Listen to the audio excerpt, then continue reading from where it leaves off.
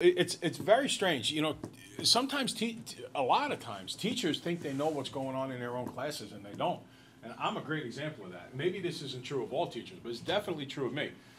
If you would have said to me, what parts of these quizzes would give kids the hardest time, I would have said, well, they'll probably get tripped up on some steps with the equations. So in the first class, they rocked all three equations. Like very, very few kids didn't get full credit on numbers 2, 3, and 4. But like, well, you know what? Almost everybody in the class got 100. But like 4 or 5 kids missed number 1 in the last class. And I would have said, after the great way that I explained to commuters to switch and to associators to be grouped with, do not associate with that kid, and to distribute, and we talked about the needy and the food lines during the Depression. These kids will never forget what those things mean. And then remember how I also said, like when I was in school, I screwed up whether it was of multiplication or of addition. Mm-hmm. You know, I thought I made that point crystal clear. And do you know that some of those kids screwed that stuff up? And I'm saying, man, that's not what I thought. They should know how to do this. So that's what I would have thought. And then I'd have thought they would have had problems on little pieces of the equations, yet they rocked the equations, and they had some problems with the properties. Now in this class, you did what I expected. You guys rocked number 1 for the most part. Very, very few people got 1 wrong. Nobody did of multiplication addition in this class, I don't think. But then you got nickel and dimed on the equations compared to the other class. So we have to continue to work through this every day. It has to become second nature. If you did not get 100, you need to work at it and work at it. Digest it, chew it. Get to the point. You got to be like a dog on a bone, man. Get that thing. And just keep chewing over this material. My old high school teacher, Mr. Brady, great teacher, God bless him. He used to turn around and say, you got to lock yourself in a closet. Think about this stuff. And that's it. You just got to chew on it. You got to work it. It doesn't come right away, but when it clicks, it's magnificent. All right, so in addition to the quiz, we always have to be concerned about the do it. And the do it is really reinforcing the same concepts. And you notice that the do it's similar things for days on end, repeatedly, day after day after day, until we're perfect at it. All right, so this is simplifying by combining like terms. This was yesterday's lesson. And we spoke about buckets yesterday. Oh, yesterday we didn't do a great job with buckets because we ran out of time. Yeah. So let's do buckets today. And we're going to get a chance. Fortunately, we are doing 2 days on this lesson. So by the end of today, I think you will completely understand this. Now, I told you about my grandfather. I told you about how tough he was. I told you about his buckets, and he put his tools in his buckets, and how he'd smack you in the head for anything you did wrong. He doesn't show a whole lot of love. Yeah. It was there. He just didn't show it. Now, if Papa came to my house, which he did on many occasions, and he would teach me how to do a project, and he would get up and leave, can you imagine if I put the tools in the wrong bucket and returned them to him? It would begin with a smack in the head. Then it would be some insults about, well, he would never insult the family heritage, because then he would be insulting himself. But he would insult something and say, what are you, stupid? Throw a couple of curses in there. How could you screw this up? So I learned everything in a bucket, and a bucket for everything. And that's what you're going to do here. This is going to be my n squared bucket. This is going to be my n bucket and my numbers bucket, because we tend to go in exponent order. That's called standard polynomial order. 2 n squareds here. I just circle what they are. If I have 2 n squareds and a positive n squared, this is where that peeking in front stuff is really going to help you. If I have 2 n squareds and n squareds, they would all go in this bucket. Now the negative 5n and the negative 3n would go in this bucket. It doesn't matter what order. You could have went 2n squared, negative 5n, n squared, negative 3n, and then a minus 4 goes in here. Now if I have 2 n squareds and another n squared, what do I have all together in that bucket? N squared. That's right.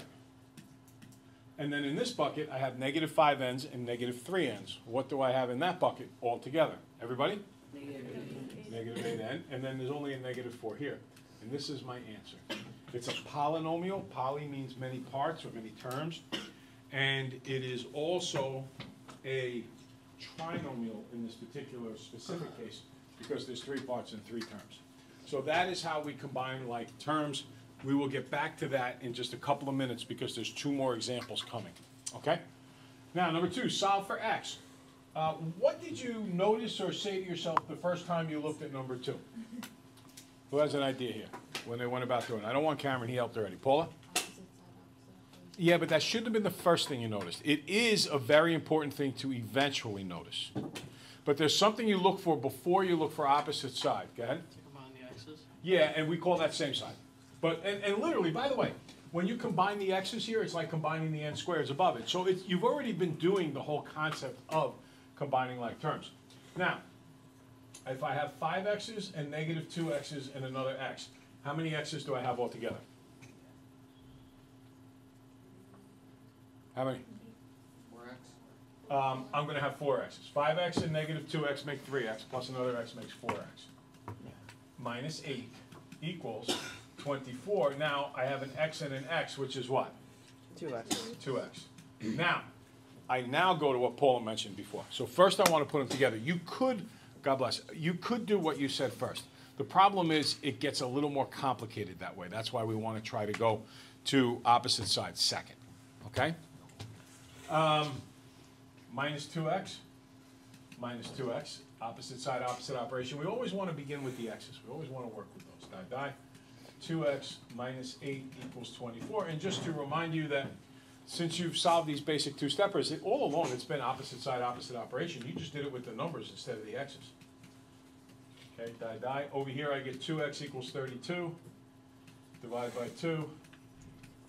X is 16. Okay? I would call that on a scale of 1 to 5, about a 3 in terms of level of difficulty. Okay? So not overly hard, so you should be getting it right. We'll get to more difficult ones. The only way to really make it harder is to throw parentheses in there, and then to possibly throw decimals and fractions in there. But decimals and fractions really don't make it harder because you're allowed to use your calculator. If it wasn't for the calculator, it would make it harder, all right, for linear equations. All right, number 3, compare and contrast the processes necessary to do number 1 with those to do number 2. What's the difference in the essence of these questions, what they're asking you to do? Go ahead. You're solving one for the actual like variable, then you're not solving for the variable in the other. Yeah, in the first one you're combining. What does the second one have in it that the first one does not? Pretty obvious, I think. Alex? Equal sign. An equal sign. Solving, which you kind of talked about right away, and an equal sign means at the end, I want to know what x is. It's like a scale. I want to see one side of the scale is the letter, the other side of the scale is the number. Combining like terms is not like that at all. There's no equal sign here. It just means I want to group my common things together. Combining like terms, guys, is a lot like cleaning your room. How many people here have a pigsty in their room right now? Right now? Yeah. Right now. An absolute disaster to your room. Kat, I have a feeling that your room is a perpetual disaster. Is that a true statement? I guess. Yes. That means it's constantly. But the good news is you will never be worse than my older son. Oh, God, he was so disgusting. I still buy cold cuts. You know how expensive cold cuts are? I used to knock $40 on a Sunday down on cold cuts. So we would have sandwiches that would last till like Thursday or Friday. And then we'd fill in with tuna and chicken salad. My son, Bobby, I would come home like on Monday and the chicken and the cold cuts are gone. And I go, how can this be? How can you eat that many cold cuts? Get some cold cuts. I needed 2 Ziploc bags for the cold cuts. And one day we were cleaning out his room and we moved the bed to clean it. Oh my God. Cold cuts. They've been there for months. And we're like, it's like changing a little kid's diaper. Did you ever get that first whiff? Yeah. Like you're going to hurl. It's an automatic reflux reaction. It's just awful. It's like a So, anyway. one jelly. Excuse me.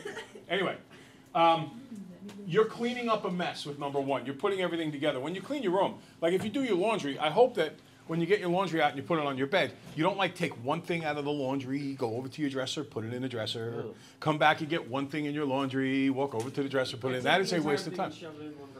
Not a good way to do things. That will also lead to problems. I was just going to say you're going to break your drawer like that. Now, what you do is you set it all up on your bed and you go like, well, here's the pile of socks, here's the undies, here's the undershirt, here's the shorts, here's the sweats, here's the shirts, and then you go put the pile in its appropriate place. And that's what you're doing here. This is like getting together your undies, and this is like getting together your socks, and this is getting together, in this case you only had 4 shirts or one set of 4 shirts in the whole wash. So this is cleaning up the room, and this is actually solving, and that's how we compare and contrast. Okay, so we have talked about, excuse me, we have talked about combining like terms. I want to practice it a little bit more, and I would like you guys to try number 1. But before you do number 1, I just want to talk about what's going on here. Is an AB the same thing as a BC? No. No, it's a different kind of thing. So one bucket, if you want to draw buckets, you can. One bucket would be for ABs, or think about in your dresser, one drawer would be for ABs, and then another drawer or another bucket for BCs, and there are only ABs and BCs here, so it's as if you did your laundry and there's only socks and shirts. Okay? Go ahead. Clean that up, come up with your answer, excuse me.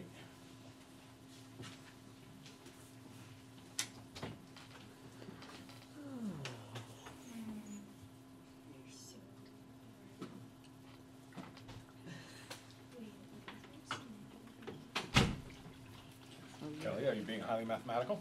He's actually Excellent. You're actually watching us right now. So even if you were to leave the room, you'd know exactly what you're doing. Yes. It's scary. Big brother. Yes. Always watching.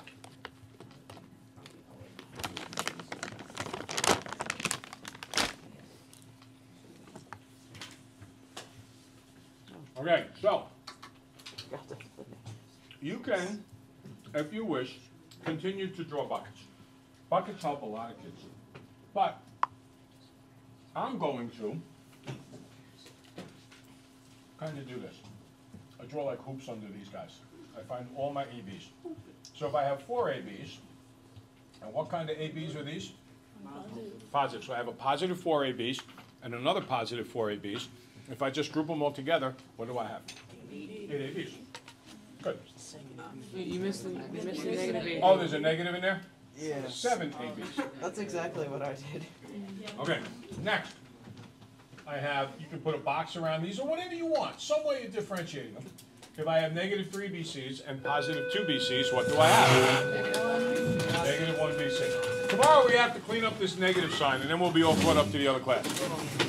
All right, the only reason we didn't get to it today is because I was left hanging down at that ISS room down there. Mr. Lindquist, Yeah. what would be the answer to the next one? Guys did it. 2x squared minus 12x minus 2. Alright, thank God. There you go. I got this. What time is the thing at the library? Easy peasy. 5:30, 7:30. Should I show us 2 out of 1? To the best possible, but if you're going to bring it to the library tonight, I think we'll knock it off for the whole thing in the library tonight. See you later, Mr. Lindquist. If you watch all the videos before you get there, or bring a cell phone Can I with do you. that? Can I watch it before I get there? Yeah, that's what you should do. Because I know you have like such a You certain want order, to, but no, you want to watch every video and do every part B before you get there. oh, I didn't know. And then when you walk in, I'll check out your part Bs. Well, I'm gonna do it all then before I get All right, there, and then see. and then I will immediately grade your part Bs, tell you anything you did wrong. Stay out in the hall. Hey, stay out in the hall. Tell you anything you did wrong, and then you'll do the part Cs when you're there. And if you want, you may even be able to take your retest with it. But you have to tell me that before I go, so I remember to If bring not, it. can I take it tomorrow morning? Yeah, if absolutely. I get it done. Yeah, you will. You'll get the packet My done. tonight. average, like I went on Parent Portal, it's all good. I just have like the 48. Yeah, that'll do it. But yes. Can I borrow a graphic? Krista Jurancic to the guidance For office, what? please. Krista Jurancic. I don't have a No, I can't let it. I can't let graphing calculators leave the school. Are you going to go to the library tonight? Do you have an iPad? Yeah. Go to the App Store.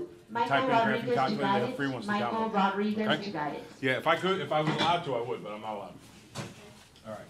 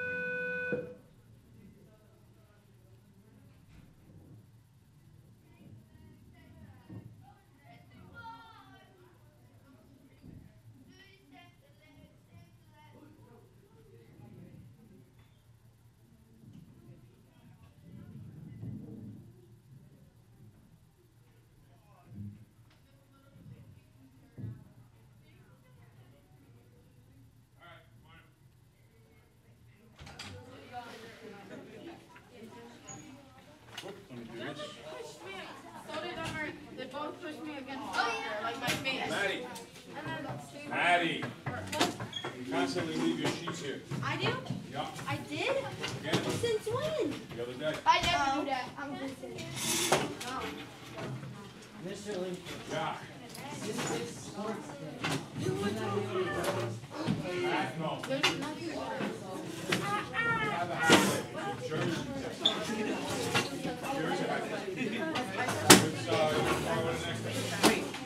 Wait, is he going to Saxon? Have a sheet.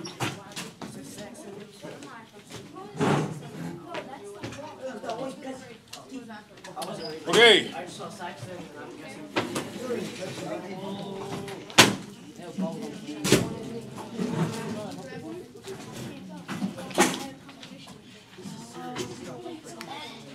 Okay.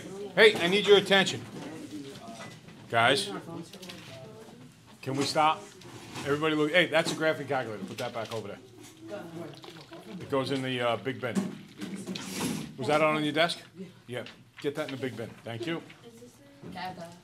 All right. So listen. Here's the deal. Today is the last day. Sit down. Today is the last day during class that we're going to work on a relearn packet. Then we're going to move into pre-test for the test you have coming up Friday. How many people are getting to the point where they're fairly close to being done with the relearn packet? Good. Now, you know how this works. You know about the phone. You know about the videos. You know about section B. Show it to me. I'll check it out. Then you go to section C. If you're in my regular class, then you can take a test to pass. Ha, see, I'd be rapping right there. There we go. Now, I'll figure a rap out for this. All right, so listen, here's the thing. We want to get you guys working on this, and when we're done working on this, at the end of today, we'll be ready. Now, I want you to know something else that's really important. The test that you are, the test that you are going to take Friday, about 2/3 of that test is the relearn packet. That's why I was raising my They're hand. not soft anymore. They're like hard. I So I guess I got to take a whole one. Yeah, go ahead. Taxes. So, remind me, I'll give you one out of my famous Amos, or my other one over there to make up for it, thank you. But homemade is so much better. But they're taxes. Yes, it's definitely tax. Okay. If I was Obama, it would work like this. Now, Wow, that's so that's the truth though. Obama would. Just because you did that, I'm gonna make my homework. What? Did anybody hear what he said? No, he said just because of that he's gonna make fun of us. Oh, He okay, said there just you because go. he did his homework. Oh, okay. I do. You Now, do it for hey, you. excuse me, por favor. Atención. Excuse me, please. Attention. Now, 2/3 of your next test is based on this packet. So at the same exact time that you're studying your packet for a retest, you're also studying for the next test. So both things work hand in hand. That's how important this packet is. So if you come into class and you, right now, don't take the time seriously, and you kind of are distracted, and it doesn't matter if you're distracted because some girl hurt your feelings, a guy hurt your feelings, or if you're using your phone in the wrong way. It doesn't matter why. The bottom line is it will show up on your tests, both your retest and your next test. There's a famous verse of scripture, a lot of wisdom, and it says, you reap what you sow. And to sow means to plant. So if you are a farmer and you plant peas, and you water it and you take care of it, what do you expect to grow at the end of the summer? Peas. If you plant corn, what do you expect to grow? Corn. Do you ever plant peas and corn grows? No. No. Likewise, if you are lazy in class, if you are not focused in class, if you don't care in class, if you waste time in class and you don't use that opportunity to get better, do you expect your test grades to improve? No. No. You will be planting failure. On the other hand, if you take advantage of all the time in class and you work very hard and you do your best, then what happens to your test grades? They improve. You plant good things, the grades show you good results. You plant bad things, the grades show you bad results. It's very straightforward. Okay? All right. You know what to do. Get started. This is the last day of relearn package.